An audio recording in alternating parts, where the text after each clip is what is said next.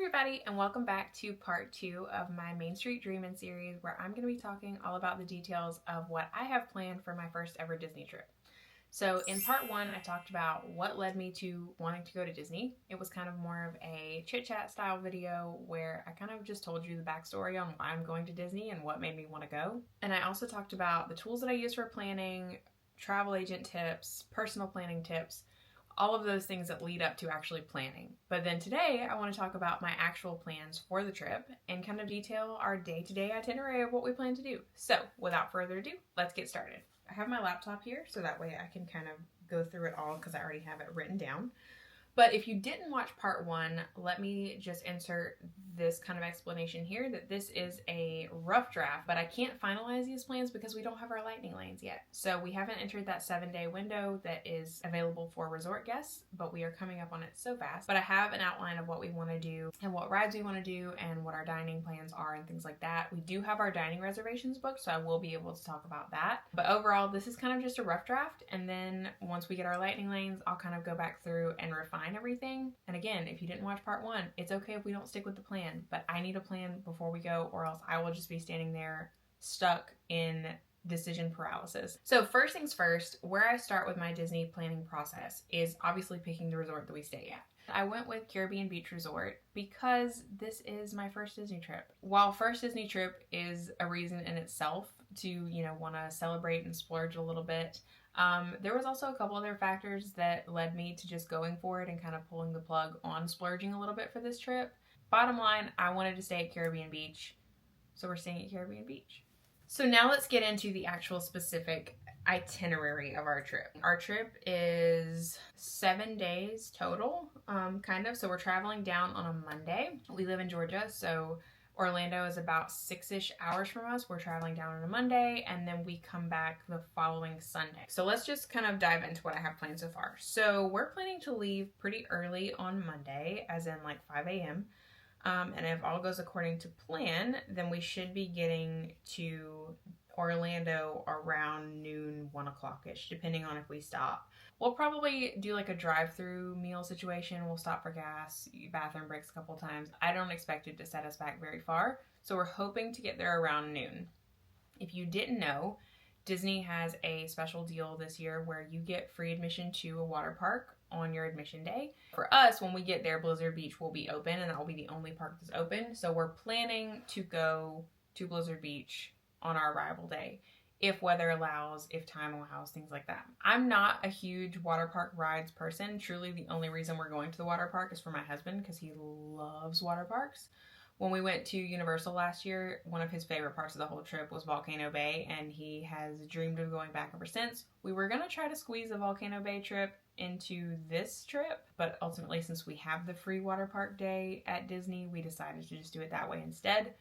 So we're going to go spend a few hours at Blizzard Beach. When we get there, I would be okay with grabbing food from one of the stands there, but we'll just see how things play out. We're planning to spend a few hours at the water park, but our plan right now is to probably leave the water park at 3 or 4, depending on obviously what time we get there.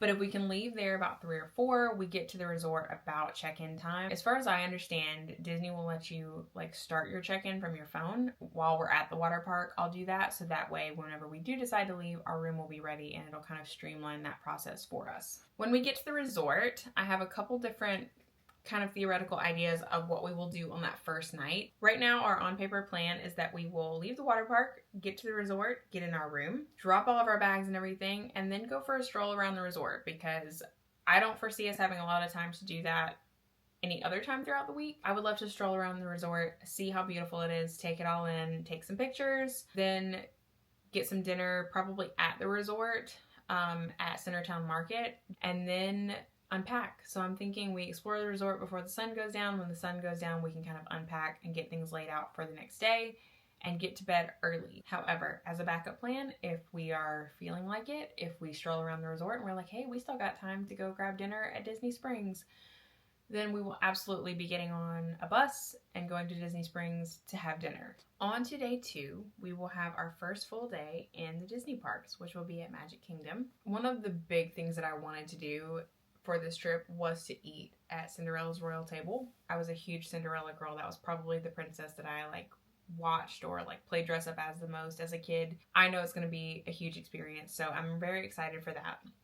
We were lucky enough to get reservations at 8:20, so a pretty early reservation. For the day that we're going to Magic Kingdom, early entry is scheduled for 8:30 a.m., which means that we can get in 30 minutes before our reservation, so we'll be able to get in right before 8 or right at 8. I really do not want to learn the Disney transportation system on our first day in Disney with expensive reservations on the line, and also I just didn't want to start my day out stressed. I am booking a minivan shuttle to pick us up at the hotel and take us straight to Magic Kingdom, so that way we are there at the gates ready to check in at 8 for our reservations. We can take some pictures on Main Street when it's not as packed, and then we can head in for our reservation and start the day off stress-free as possible. Reservations are at 8:20. After that, I plan to go to Sir Mickey's and get pixie dusted because I feel like it's a first-time Disney experience. If you didn't know, Sir Mickey's is a gift shop that's, I believe, right behind the castle or right next to the castle, somewhere around in there. It's not really marked on the Disney maps from what I can see, but that's where I've heard it's at. And you can get pixie dusted, which means they'll sprinkle glitter in your hair. Some people have said that it's horrible and takes forever to get out. However, that's a risk I'm willing to take at this point. And if you can't wear glitter makeup in Magic Kingdom, where can you wear it, you know? So after getting pixie dusted at Sir Mickey's, we are planning to hit Main Street to do some shopping. This may be a bad idea, but I have a reason for it. There's a castle show at 11:10, so I want to be hanging out close to Main Street, so if we can kind of pop into some of the shops and, you know, do a little bit of shopping in preparation for the castle show, I would love to do that. I know there's other castle show times throughout the day, but that's just the plan for now. The Festival of Fantasy Parade is at 12, so I'm thinking if we just plan to hang out in the Main Street area, we'll catch the castle show, we'll catch the Festival of Fantasy Parade, and then we'll be able to go and disperse and do our Lightning Lane things. That's my hope. The first day, I am paying for Lightning Lane multipass. We are planning to go to Magic Kingdom a second time while we're there. I'm not really planning to get the Lightning Lanes for the second day. I would rather just utilize that expense as much as possible on the first day and then have our last day just kind of be free-flowing, do whatever you want to do while you're there kind of thing. As far as Lightning Lanes go, the ones that I am hoping to get as our first three is going to be Jungle Cruise, Pirates of the Caribbean, and It's a Small World. Once we get those three rides done, I will be continuously booking other things that we want to do. That day, I'm not really planning to prioritize like shopping or things like that as much as Lightning Lanes for the rides that we want to do. Other things that are must-dos at some point while we're in Magic Kingdom are snacks, of course. So things that I would love to try: cheeseburger spring rolls, Dole Whip, of course. I'm also wanting to go to the Cheshire Cafe and get a cattail. Last but not least, if I were to put like a bookend on a perfect, ideal Disney day, would be riding the People Mover at sunset. I would love to do that. I think just seeing the sun just like kissing the park would just be chef's kiss. Hope to get to do that. But we will ride People Mover at some point, even if it's not at sunset. And then of course, finding a good spot and getting set for the perfect firework viewing experience as a first timer. And just the snippets that I have seen have already made me emotional. So I know that it's going to be such a fun time and I can't wait to really experience that full force. So my ideal plan for fireworks is, or for firework prep, I should say, is that we're going to go to Casey's Corner, corn dog nuggets, fries, and a drink, and we're going to go camp out on Main Street and find a good spot for fireworks. Then, if we can, based on crowds, I would love to also grab ice cream. I just have this picture in my head of like, that's what you should do on Main Street before fireworks. That's my plan. And then obviously cry my eyeballs out at fireworks and then go home, have a good night's sleep. I'm sure we'll be exhausted by this point after having been up since like 5 a.m. Day 3, we'll be hitting Hollywood Studios. We plan to eat breakfast at the hotel, Skyliner to Hollywood Studios, and then I have a rope drop strategy for this park more so than the other parks because I don't plan to get Lightning Lanes for this park. To be honest, I don't think that there's a lot in Hollywood Studios that we're going to want to do rides-wise, so I just didn't think it was worth it. My rope drop strategy is to go straight to Mickey Minnie's. After Mickey Minnie's, planning on grabbing a coffee and then maybe doing the Frozen sing-along. Would like to meet Olaf. Would love to watch the Indiana Jones show. We're planning on having lunch at Backlot Express, I think is going to be the best thing for us. And then after lunch, hoping to do Muppet Vision 3D, meet the Pixar characters, potentially do Toy Story Mania, and then explore the Star Wars area. I think my husband's really going to like that, so I've left a lot of time for us to just kind of wander and explore that and do shopping around the park wherever. We do have dinner reservations for Hollywood Studios at Roundup Rodeo. I think that this is going to be one of the most fun dining experiences. If you haven't seen the videos, this is one thing I recommend going to TikTok and looking up. It seems so fun that you have to kind of be still when Andy's coming, and I think it just really immerses you into the Toy Story story. And Toy Story came out when I was a kid, so I feel like that's one of my like childhood memories is like all the Toy Story stuff. So I think it's going to be really fun. And then get ready for Fantasmic. I'm aiming to make it to the first showing, so that way if something happens, we have a second showing to fall back on. If we do make it to the first showing, then we'll just kind of be either leaving the park early, potentially, or strolling around, doing some shopping, grabbing some more snacks or something like that to finish out our day before hopping on the Skyliner and heading back to the resort. On our next day, we'll be going to Animal Kingdom.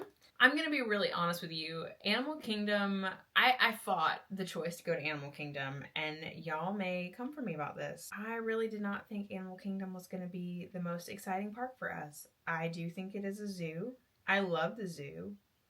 But in terms of like, do we want to spend a whole park day there? Do we want to waste one of our whole park admission days there? Initially for this trip, we planned to do 4 park days and 1 day at Universal's Volcano Bay. That ended up changing, as I mentioned at the beginning, when my husband decided that he would like to go to the Disney water park, since it was already free and included in our trip anyways. We were able to drop the Volcano Bay day and add on another Disney park day. But initially, when we only had 4 park days, I wanted to do Magic Kingdom, Hollywood Studios, EPCOT, Magic Kingdom, because I wanted to start in Magic Kingdom and end in Magic Kingdom, because to me, you should be able to watch fireworks right before you go home. It may be more sad to do it that way, but that's just what I wanted to do. And Animal Kingdom it just seemed like a dud to me. The fact that the park closes early, but I took to Facebook to ask, like, was it really worth it? And y'all, some people were very passionate. And I know a lot of people say that Animal Kingdom is their favorite park, so I'm ready to be proven wrong. I do think Animal Kingdom is going to be fun to see. I just didn't know if it was worth choosing that over a second Magic Kingdom day, because I also felt like Magic Kingdom was going to be the park that had the most that we would want to do, and I was worried we wouldn't get it all done in one day. Long story short, plans changed. We are doing 5 park days now. So we'll be doing Magic Kingdom, Hollywood Studios, Animal Kingdom, EPCOT, and then back to Magic Kingdom. On our 4th day in Orlando, we are going to Animal Kingdom for our 3rd park day. I think we'll just eat breakfast at the hotel and then hop on the bus and ride to Animal Kingdom. Planning to do the Wilderness Explorer Station first and foremost. I wanted that to be the first thing that we do there, because then we can get our little booklet, and then as we move through the park, we can catch the Wilderness Explorer badges everywhere else. So I'm going to get that out of the way first. Then we're heading, hopefully, straight to Kilimanjaro Safaris. I am getting Lightning Lane Multipass for this day. So the rides that I'm trying to do with Lightning Lane Multipass, or the experiences, is Kilimanjaro Safari, Festival of the Lion King, and potentially Expedition Everest for my husband. I don't think that there's a lot in Animal Kingdom for us to do with the Lightning Lane Multipass, because we're not huge rides people. But because it does close early, I didn't want the majority of our day to be stuck waiting in line. So to me, Lightning Lanes were a necessity for this park. I'm hoping to get an early safari, because I've heard that they are the most active in the morning. Then again, I've also heard that they're the most active in the evening. Who knows? But that's our plan, is to do the safari first. Then we'll be heading over to Rafiki's Planet Watch, where again, one of the things that I'm most excited for is the character drawing experience. Festival of the Lion King, hopefully trying to make it to the 11 o'clock show, but again, it just depends on how things play out with our lightning lanes and just how things play out time-wise. Meeting Mickey and Minnie at Adventures Outpost. Probably going to do lunch at Satuli Canteen. Other things after lunch would be doing the Feathered Friends in Flight show, the Maharaja Jungle Trek. I do want to see the new baby tiger, which I don't think he's really a baby anymore. The last video that I saw, he's getting kind of big. So he'll be a not baby tiger, but we will still be excited to see him. We want to see the Finding Nemo show. I love Finding Nemo. That used to be one of my favorite movies. And then just more shopping and getting out of the park at 6. Because the park closes early at 6, I decided to take advantage of that and do a little resort hopping. So on this night, we do plan to resort hop over to Port Orleans French Quarter.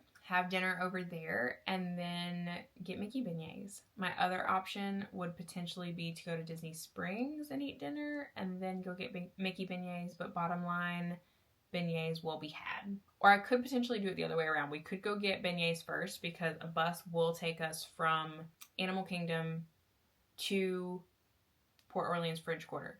But to get back to our hotel, we have to bus from Port Orleans French Quarter to Disney Springs, and then Disney Springs transportation from there back to our hotel. So that could potentially be the way we do it. We just have our dessert before dinner, and maybe some chicken guy for dinner, since we have to go to Disney Springs anyways. Or we might just pay for an Uber. We'll see how we're feeling at that point. On Friday, which will be our 4th day in the parks, 5th day in Orlando, we'll be going to EPCOT. Planning to do breakfast at Le Petit Cafe at the Riviera, if we don't get to do it at any point before this. We'll definitely be doing it that day, because Epcot kind of gets a later start anyways. Early entry is 8:30. At 8:30, I would like to be heading to the line for Anna and Elsa, because I would like to meet them, and then hopefully Lightning Lane for Frozen Ever After. I would love to do Frozen Ever After and Remy's, and then things like Journey with Figment, Living with the Land, those kind of things that I know probably would have a low wait time at some point throughout the day anyways. But if we're paying for Lightning Lanes for Frozen, because I don't want to wait an hour and a half for it, if we're paying for Lightning Lanes for Frozen and Remy's, we might as well utilize them the rest of the day too. But Epcot, I kind of just have a more laid back plan for that. I'd love to do Anna and Elsa first, because I've heard that their line can kind of be crazy, and also that they don't meet all day sometimes. So I want to get that out of the way first and foremost. Dive into our Lightning Lanes. I would love to get things like World Discovery, World Celebration, and World of Nature done first, and then dive into World Showcase and get everything else done, and just kind of snack around the world, sip around the world, whatever we feel like doing around World Showcase. Because we do ride the Skyliner to Epcot, we'll be coming into the Skyliner hub for Epcot, which means we'll also leave from the Skyliner hub for Epcot. Ideally, I would love to snack around the world. Planning to finish in Mexico, because I want tacos for dinner.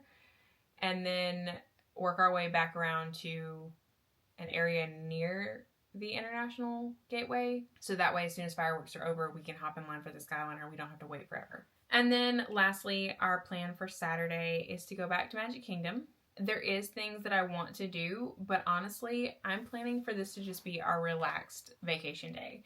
I want to get to Magic Kingdom and just get a coffee, stroll, eat snacks as we go, shop as we go, do everything that we didn't get to do on the first day that we were like, ooh, that looks fun, and just kind of not have a plan. Like, I have a plan, but I honestly don't even intend to really follow it. I just kind of want to stroll. I guess if I had to make a list of things that I want to do that day, the Gaston Cinnamon Roll, I want to meet Rapunzel. I would love to ride the riverboat if we can, because it's going away soon, and I know that's a huge thing that people have loved for many years, and we're kind of coming at almost a historic time, because it's fixing to go away forever. So I would love to say that we did that. Country Bear Jamboree, watch the parade again, because why not? Dole Whip again, and watch the Enchanted Tiki Room. Tomorrowland Speedway, Monsters Inc. Laugh Floor, maybe dinner at Columbia Harbor House. I think that sounds really delicious. And then have some more ice cream before fireworks. On our travel home day, we like to kind of take our time on the travel home part, because what are we rushing home for? If I got home from a vacation and it was still daylight outside, I would be devastated, because